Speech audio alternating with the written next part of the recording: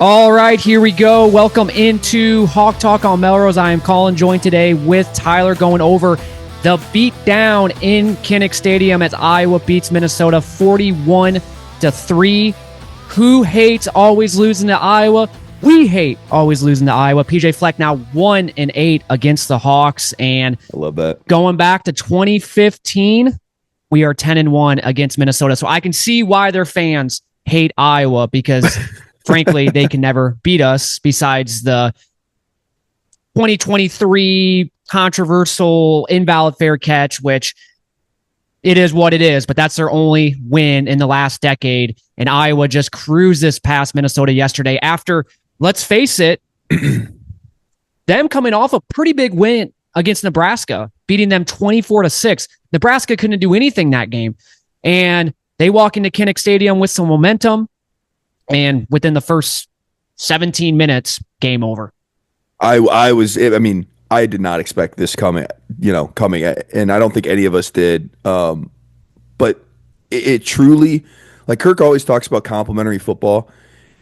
If we can play it, we're not going to play at this level every time, right? But like, if you can be hitting in every phase of the game from the jump, like what we did, especially from our offense, what this team actually can be. You saw it on the field last night. You saw it against Wisconsin. You're telling me in our two Big Ten rivalry games, we're winning 37-0 and 41-3. We put up a bigger beatdown against Minnesota than we did even Wisconsin. I would have never saw that coming, and it's just a true testament to like how good all three phases were yesterday for Iowa. Yeah, and it started right away. We talked about on the last episode, why do we always elect to receive after winning the toss? And more times than not, it seems like we get a 3-and-out or maybe get one first down, but then have to punt the football. But yesterday, Kirk Ferentz proved us wrong, proved a lot of fans wrong, because I think a lot of people were questioning that. And we went right down the field. I think it was, let me see here, 9 plays, 75 yards. I think at one moment of that drive, we were facing a 30-11. So to be able to get the first down and get kind of the game rolling there, because that was a huge drive. We needed that as just an offense, first drive of the game. Yes. Let's go down the field. Let's score a touchdown. Let's not kick a field goal. Let's actually score a touchdown. Let's kind of get this game rolling. And we did exactly that. And frankly, the offense, and we can start with the offense. we started off the game very, very, very good. Touchdown, field goal, touchdown to make it 17-0, along with, then obviously Lutmer had that, I think maybe Lutmer had the interception before that third touchdown. So I think that third touchdown to Reese Vanderzee made it 24-0. No, I know the touchdown was first, but then I think we kicked the field goal, and I think Lutmer had that interception to make it 17-0. And then Reese Vanderzee had that nice catch to make it 24-0. So offense started off the game very hot, kind of slowed down a little bit, which you kind of figured was going to happen when it got 31-0 after Caden Weegan had that punt return. It almost just kind of felt like, man, well, here we go. We're going to start playing very vanilla. And we got to the point of the game where not only were we running the football, but like you made a good point, we were not going to run Mark Gronowski the rest of the game. And so you completely took that out of the offense. And let's face it, that is a big part of this offense now is Mark running the football. And so when you tell him to kind of stop, we're not going to run any plays for you, and we're really just going to run the football and be as basic as possible, you can kind of see then where the drive chart, we start punting the football a lot more. We start having more 3-and-outs. But it is what it is. You're up 31-0. You can't really complain at that point. To me, would it have been nice to maybe keep working on the passing game. Perfect opportunity to do that when you're up 31-0 against a team that still has their first string defense out there. Like let's kind of work on it a little bit, but I could see why we just kind of shut it down. And it was good to see Jeremy Alinsky come in at the end of the game after, I think it was Cam Buffington's interception. I think we started at like the 21-yard line, and we were able to score, and Jeremy had that nice run for a touchdown. So that was good to see. And to get over 40 points, I was really hoping we would get to that point. There was one point in the game where I was like, man, I hope we can get to 50, right? When it was 31-0 in the second quarter, I thought maybe that was possible. But, we also have to realize who our head coach is. And we usually, like I said, shut it down as the game goes on when we're up by that much. Yeah, I guess the only thing, that I would have maybe liked to see with the offense. Obviously, you talked about the passing game, but if it was truly going to be a situation where early in the third quarter we were going to basically just be super vanilla, at that point, I mean, I know there's still a lot of time left, but put Jeremy in, right? And let him play for a good half of football or a quarter and a half, right? Against, what I think are still Minnesota's first string defense. I think that would have been good for him. Now that he's I think the solidified backup, at least for the rest of this year, and not just give him kind of that maybe last drive. But, when he did get in there, he made a nice pass. It was good to see him utilize his legs. I mean, I think he's more of a runner than maybe even I thought. Clearly more of a runner than Hank Brown. So we got to see a little bit of Jeremy, which was nice to see. So you look at the offense before we kind of dive into the defense and special teams here. It was really good to see Mark connect with Reese Vanderzee for that somewhat long ball. We needed that as just an offense. I mean, going into this game, the talk of the town, which I didn't really stand why it was that big of a deal, where Mark hasn't thrown a passing touchdown since the UMass game, but he's had 7 rushing touchdowns. And it's like, I don't care. I mean, whatever way you're going to score, I don't care if it's passing or running the football. Why is that a big deal? But to finally have that, and I think for Mark's confidence, just get a passing touchdown. And it was a really good throw and catch. You go, I think earlier, maybe it was that first drive, actually. We tried to throw down the field to Seth Anderson, and, just some missed opportunity right there. So to be able to do that. Yep. And not only that, but against John Nestor, former Iowa player, I thought that was pretty cool to see. Another thing with this offense, too, is I'm really starting to like that we're getting Caden Weegan more involved in the offense. And really not like a down the field type of wide receiver. And that was something earlier in the season. I kind of made that argument, like, let's start using him more as a kind of like a gadget player, using him in like those jet sweeps where we're using him as a running back sometimes. We're utilizing him on those short passing plays where it's a 5-yard out. And you saw yesterday, he catches it and he makes John Nestor, another play against him, which was awesome to see, miss a tackle. And instead of, a nice 5-yard gain, it turned into a 15, 20-yard gain. And that's something that moving forward, like, let's keep utilizing him because he is such a weapon out there. He's so quick. He's so fast. Defensively, what another great performance by this defense. And they're really starting to turn it on. And it makes us all look kind of like idiots for going into the year, maybe questioning Phil Parker, questioning, I just don't know about this defense. And he's having them play like the 2022, 2023 defenses. And Zach Lutmar, man, what a stud. I mean, he might be our best defender. He is all over the field. Obviously had that pick 6, but just every play, it seems like he's right there. And he almost had another interception towards the end of the game. But yeah, this defense, man, it is playing lights out right now. And especially our back end, which was kind of what we were really afraid of going into the year. Xavier, Zach, Deshaun Lee, and TJ Hall, the Doughboys, they are turning the ball over at a high clip right now, which is, again, a huge part of, what I was talking about in terms of just how overall the team is playing so much better, all 3 phases. And, maybe earlier in the season we weren't registering the turnovers. We were really close, but I think now they're coming in waves, and it's helping our offense, so much, gain those extra possessions and setting us up in short fields, which is also, maybe why we're not having so many yards on offense, because our defense and special teams are doing their thing. But to see them, I mean, Xavier, Zach, and Deshaun Lee led our defense with tackles. I mean, that's also something that I think is super important, is not just the fact that they can cover, but they're acting like, hard hitting secondary players as well. And this is awesome to see. Yep. Drake Lindsay, 0 touchdowns, 3 interceptions. And you look at their total yards, they finished with 133 total yards. They only had 24 yards rushing. And granted, a lot of that was the sacks, right? Like Drake Lindsay, had minus 29 yards. So their rushing yards would have been a little bit better than that. But hey, still only 24, and then passing only 109. And when you look at that drive chart, it took until the end of the third quarter for them to finally kind of get something going. Because prior to that, their longest drive was 20 yards. They finally, like I said, at the end of the third quarter, 10 plays, 59 yards. And then ended up Against our settling backups. for so some of the backups were out there, Yeah. settling for a field goal to make it so they at least put some points up on the board. So PJ Fleck called a timeout right before they ended the third quarter, so he had the wind behind his back and kicked a field goal. I thought maybe they were going to go for it, but he wanted some points. He didn't want to get shut out, which I guess I get it. But yeah, the defense just played very, very good, and like I said, they're clicking at the right time. And it's really good to see, because obviously who we have coming up, it's Oregon, USC. You need this defense having that momentum, and the Doughboys are finally, like you said it, like finally starting to create big plays, interceptions, pick sixes. You go back to last week, that Xavier interception was huge. I mean, that really set things up to make it 10-7 last week. And so, yeah, I mean, just big time plays. And yeah, Phil Parker, GOAT, Seth Wallace, GOAT. They are just so good at what they do. And then special teams, another great day.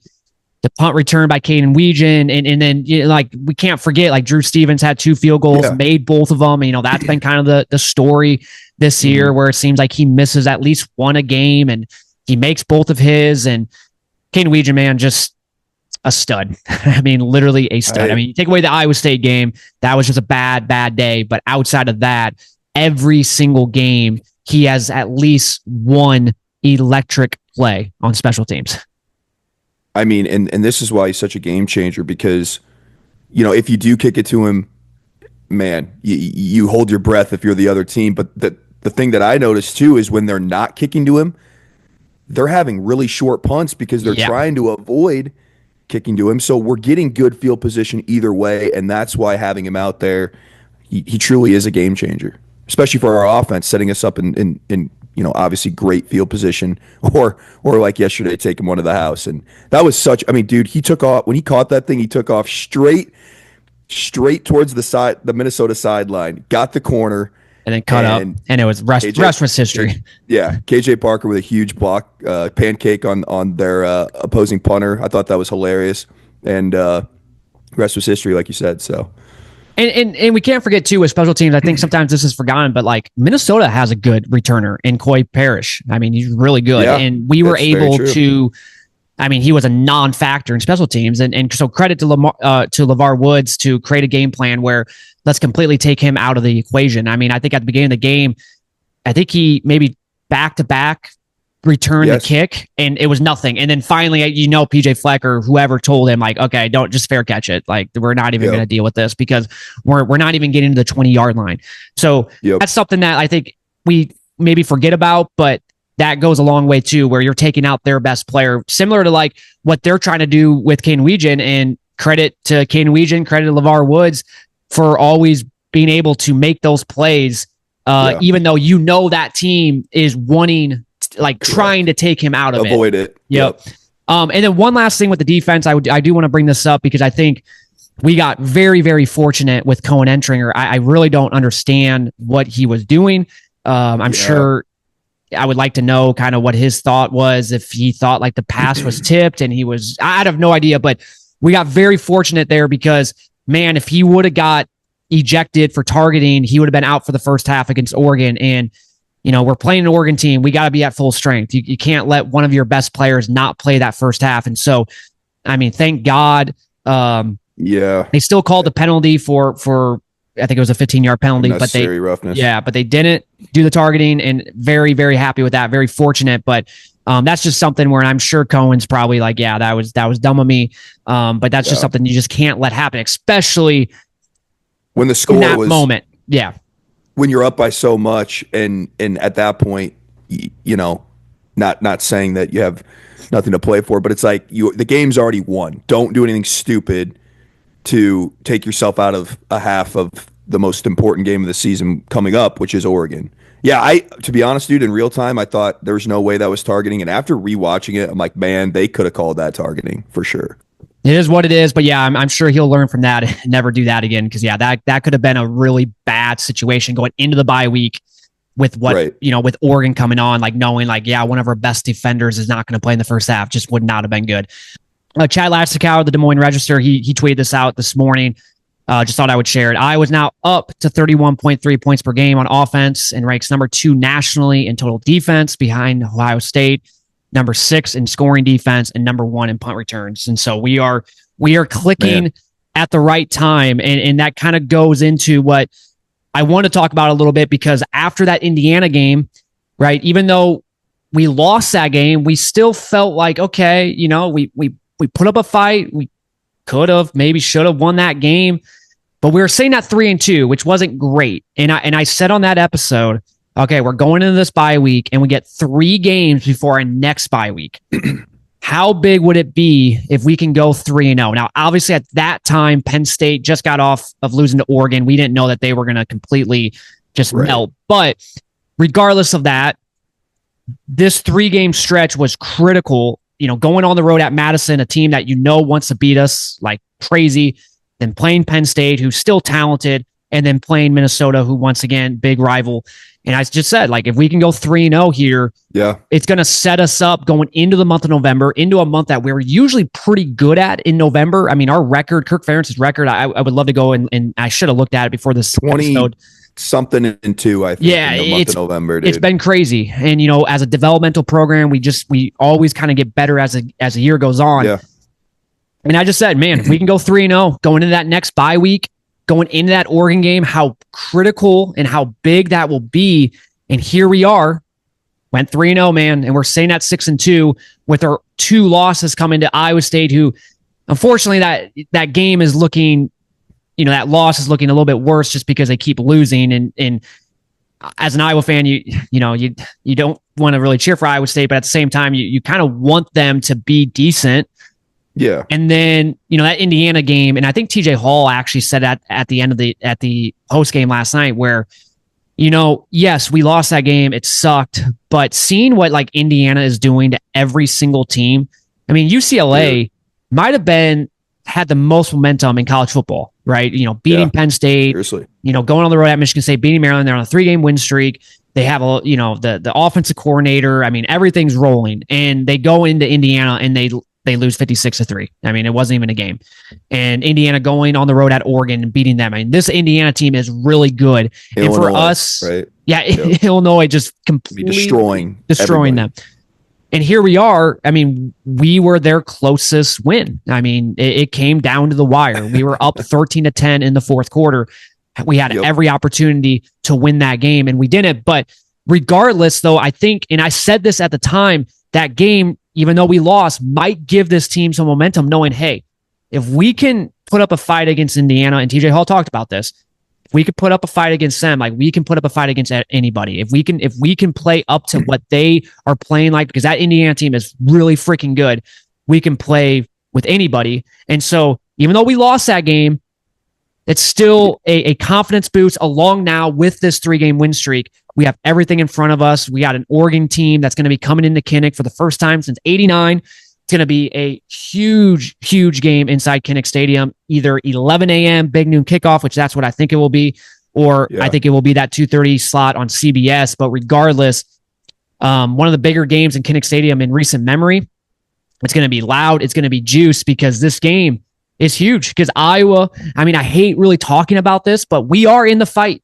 We are in the fight for the college football playoffs if we keep with this momentum, with Oregon coming up, with USC coming up.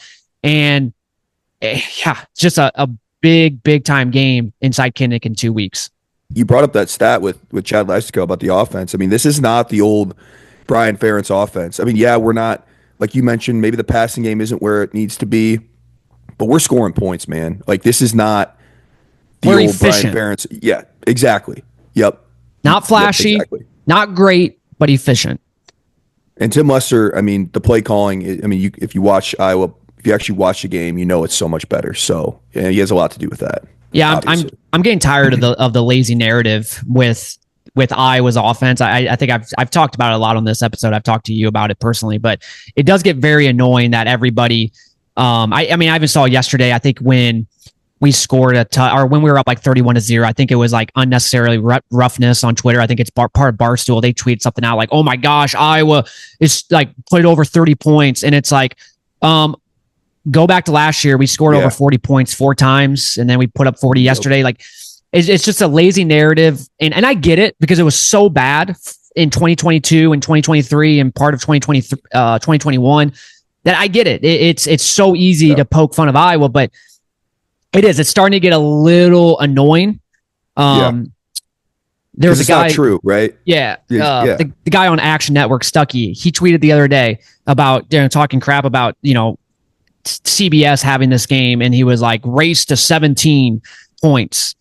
It's stuff like that. It's like, okay, well, we put up 41. So, Collin, I think it goes back to that narrative about earlier when you talked about who cares if Mark runs for touchdowns or passes, right? I mean, it's that narrative that's out there that Iowa's offense isn't good because we can't throw. And it's like, if you actually watch the game, you know that we're much more efficient. We have a lot more total yards than we have previously. And a lot of it has to do with running the football. But if nobody can stop it, I mean, hey, it's like, what's whatever. the difference? Who cares? Who cares? So once again, what I just said before, I mean, yes, his offense is not flashy. It's still, at times can be maybe a little boring, right? But it's efficient, and that's all you can ask for. You go back to the Indiana game, we were so many third and mediums. We were connecting. We were sustaining drives. Yes, were we finishing them? Were we scoring touchdowns? No, not really. I mean, we only put up essentially 13 points in that game. I know we finished with 15, but it was that safety at the end. But we were at least being efficient where the defense wasn't out there every single snap. And that was something going back to like the Deacon Hill era and the Spencer Petras era. It just felt like the defense was always out there. Felt like it was 3 and out after 3 and out after 3 and out. How many times in this podcast last year did we say beggars can't be choosers, right? We kept saying just do a little bit in the passing game, enough to have it respectable to open up the run game, open up the rest of this offense. And you're seeing that. I mean, Mark, he didn't throw for a shit ton of yards, but the way he started that game really helped this offense. And I mean, he's still, I don't know what his total is, but I know yesterday he completed over 60%, which is something else we've always asked for our quarterback to just be efficient, right? Yep, so exactly. He's doing what he needs to do. So. I think with this offense, and yes, would I love to see the passing numbers be better? Of course, but I just think the way we play and with how good the running attack is paired up with now having a quarterback who can run, it's never going to be like, okay, yeah, we're going to throw for 300 yards. It's just the style that we play, the number of plays that we do in a game is way less than most teams. I actually looked it up. We're averaging like 62 plays a game offensively, which is one of the lowest in the country. Most teams are averaging close to 80. So you're talking 20 less plays, but that's just the style that we play. It's just, and so it is what it is. And, who cares if we're winning ball games, right? I obviously, yes, I don't want it to be completely boring like the Brian Ferentz, right? But if it's a little bit better and we're winning games, that's all you can ask.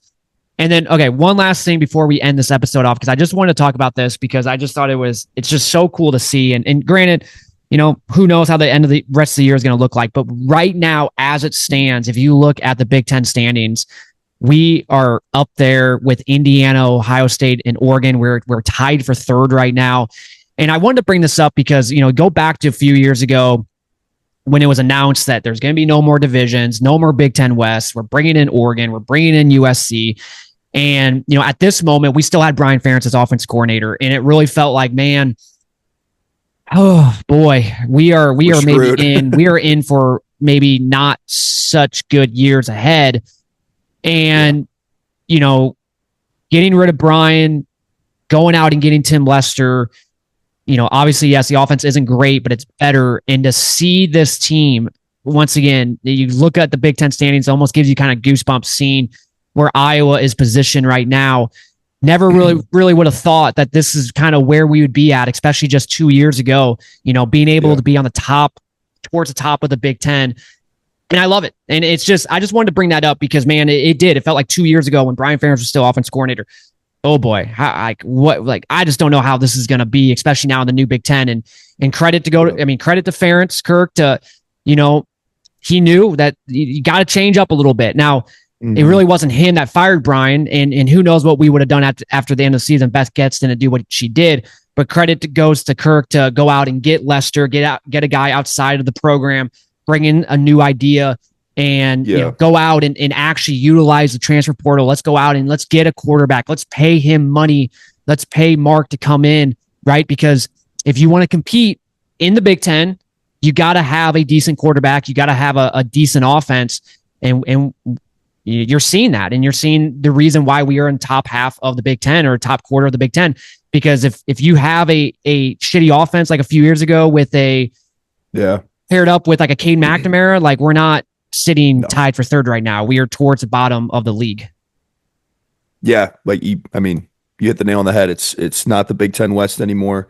Our schedule this year is insane. I mean, compared to what we're used to with the Big Ten West schedule. I mean, obviously Iowa State, Indiana, Penn State, and Oregon. And to say that we're in the hunt going into November is all you can ask for if you're an Iowa fan. And yeah, I mean, all the credit goes to really, I mean, obviously Tim Lester, but yeah, Kirk. I mean, being able to adapt and letting him kind of, it feels like for the most part, sometimes maybe not all the time, but for the most part, do his own thing and really let him control this offense. And I think you're seeing that. So. Yep, exactly. 2 big games ahead. I mean, both teams, we're tied for third with Oregon. So you talk about a huge game. Whoever wins that game could be in kind of sole position for third in the Big Ten. And then USC, they're at 3-1, and they got a big game against Nebraska coming up here. So that game, another game where talking in a couple of weeks when we play them, or in 3 weeks when we play them, how big of a game that will be in LA. Yep. So some big games ahead. And this is all you can ask for Iowa. Who knows if we'll make the playoffs? Who knows how the rest of the year will go? But to go into a bye week where, and I think Andrew Downs and Hassel talked about this, where you can kind of dream, right? Like you can dream of the scenarios. And, it's just awesome because, like, once again, who knows how the rest of the season is going to play? But go back to like last year at this time. Season's over with. You're already at 3 or 4 losses. Yeah, it just feels over. And you have something, everything is in front of you right now. And that is all you can ask. And it really is awesome. It's a great time to be a Hawkeye, especially because it's crazy knowing, right, with football. But the next time we watch this Iowa football team, we're going to have 2 basketball games that we've already watched, the start of the Ben McCollum era. So it's some exciting times ahead. And yeah, can't wait. Real quick, what are your thoughts on, obviously we got this bye week, much needed, but with the way we're rolling and the momentum that we're carrying, do you wish now that maybe the bye week wasn't right before Oregon and we were playing them next week, considering, the high that we're on right now, or do you think this bye week is much needed? I don't know. Yeah. Andrew Downs brought that up on Instant Iowa. And it was an interesting question because yes, you kind of want to keep the momentum going, right? But at the same time, I think, okay, getting more completely healthy. Yep. And he talked about that. If he said after the bye week, he should be at 100%, right? Get Bo Stevens healthy, right? Get some of these guys that are a little banged up healthy. And Kirk talked about this post game that this bye week, they are going to really treat it more like where a lot of the guys that play last snaps, they're going to take a pretty big break. I think he said 40% maybe less workload to really just get healthy, get right. And so I don't know. It's a tough question because then you could also say, well, get another week to prepare for this Oregon team, right? Another week to maybe hash things out in the passing game, get better chemistry with the wide receivers, because let's face it, we're going to need to pass the football against Oregon to win that game. You can't, you're not just going to be able to run the entire time. You're going to have to pass the football. You're going to have a throw and catch, kind of like what we did with Mark to Reese Vanderzee. Like, you're going to need that at least once in that game. And so I don't know. One thing I wish Oregon didn't have a bye week, especially after like their performance last night was not great. And so now they get a bye week to kind of get things right as well. So I kind of wish they had another game this next week, but it is what it is. So yeah, tough question. I don't know. You could go either way with that.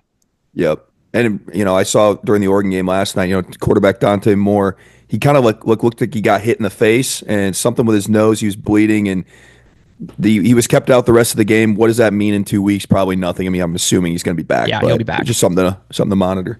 Yep. And honestly, for Iowa, it would be nice to play the backup, but let's bring them full strength. Let's bring Dante Moore in, at this point, just like Indiana, like with Fernando Mendoza. Let's see what happens, right? Yep. Go back to 2021 against Penn State. Great win, and not taking anything away, but it did suck. Once their quarterback got hurt. Yeah, and it just doesn't feel, it's still a huge win, huge game, big momentum boost for the program.